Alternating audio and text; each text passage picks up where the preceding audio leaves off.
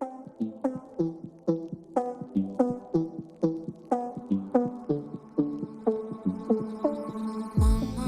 everyone, welcome back. This is a rather interesting build, not of my own idea.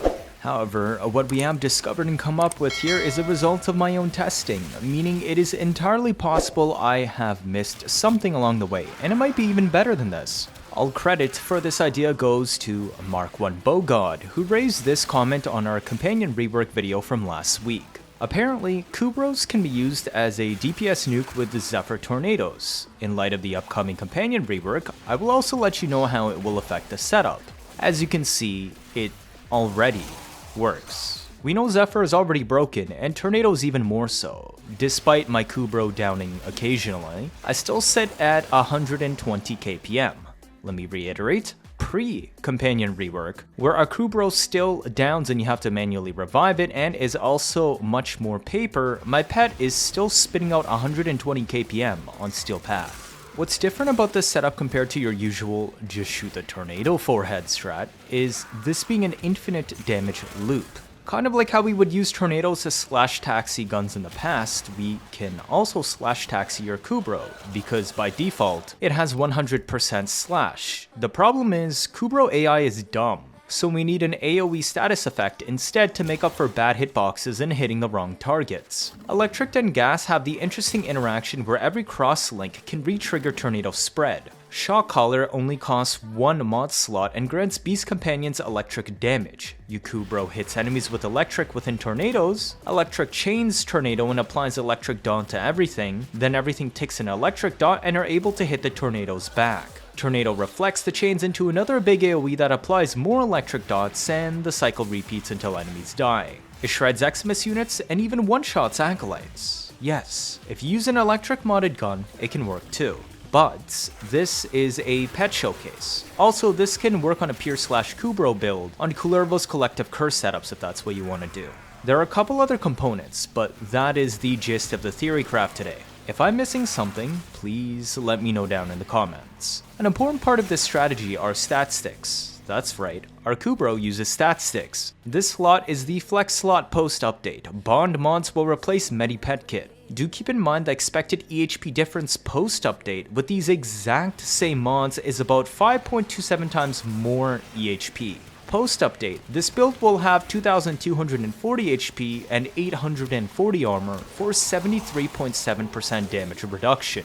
Currently, it has only 950 HP and 210 armor for 41.2% damage reduction. This is important because almost 100% of your kills are going to be coming from your Kubrow, meaning almost 25% of all enemies in mission killed will trigger Synth Deconstruct for more health orbs. This massively helps your Kubrow's survivability. Synth Fiber is also optional, but if you drop it, it will result in roughly 1.58 times less EHP. Haste and Deflection remains to be seen if it will also receive Shield Recharge Delay Reduction. Kubrows have a mod called Mecha Overdrive and Hunter Synergy. And no, you don't need the full mecha set, just this one mecha mod itself is enough for what we show you today. It's a bonus, but the mecha set is completely unnecessary to equip on the loadout. Predasites can equip this. I don't know if Hounds can as well, but this will work with anything that can equip Mecha Overdrive. Overdrive grants status, whereas Hunter Synergy grants crit links from your equipped primary weapon, taking 60% of the shown status chance value and 30% of the shown crit chance value and add it directly as a flat amount to your companion. This is very useful because they have base 5% crit and status normally. However, it works a little bit different than traditional pseudo-exalt mechanics. It pulls from your currently active weapon state, meaning if you use an Incarnon primary weapon, it will only pull from Incarnon stats when the weapon is in Incarnon mode.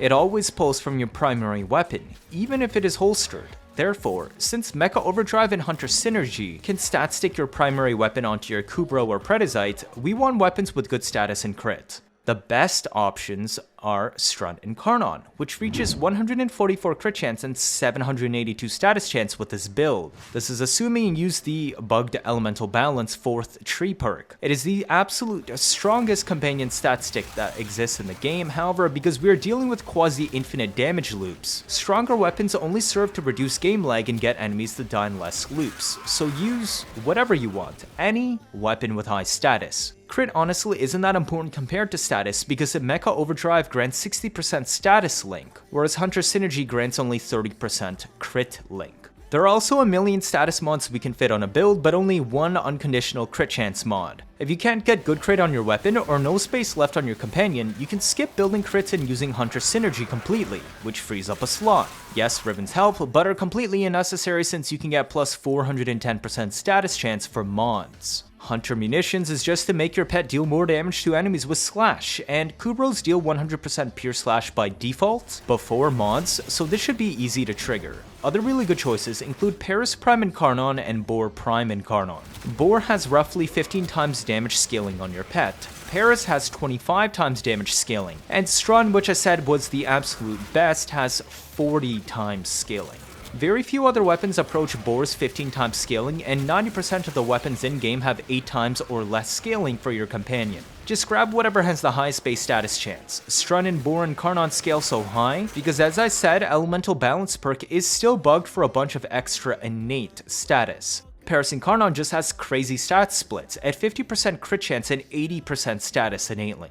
For more accessible stuff, there is always Comb and Kuvakon, which also get stupid high status chance. Our Zephyr has a rather chill build. Vigilante Pursuit is the flex slot. Post-update, all Warframes will naturally have 30-meter enemy radar built in. Therefore, that slot can be replaced with whatever you want. Currently, I'm using 2 blue Archon shards for energy max, so you could slot in Flow, or you could slot in Rolling Guard, up to you. The reason why I'm using Funnel Clouds is that 1, it significantly expands the hitbox of tornadoes by having more on the ground. 2, each tornado can reflect back the electric damage, meaning more tornadoes equals more chance at reflected electric nukes equals more DPS. And 3, normal tornadoes ragdolls enemies up into the sky and makes your Kubrow unable to hit them. Players are smart enough to shoot the tornado when enemies are unreachable, whereas Kubrows are dumb. They will look at the sky and do nothing, therefore we don't want them to float up. I also use Ensnare to group everything together nicely, which works a lot better with Magus Anomaly and camping strats, as high range as we can reasonably fit to drag as many enemies over as possible. If you use semi-camping, then you will have to run around ensnaring enemies and then casting Funnel Clouds directly on top of them by holding down instead of tap casting.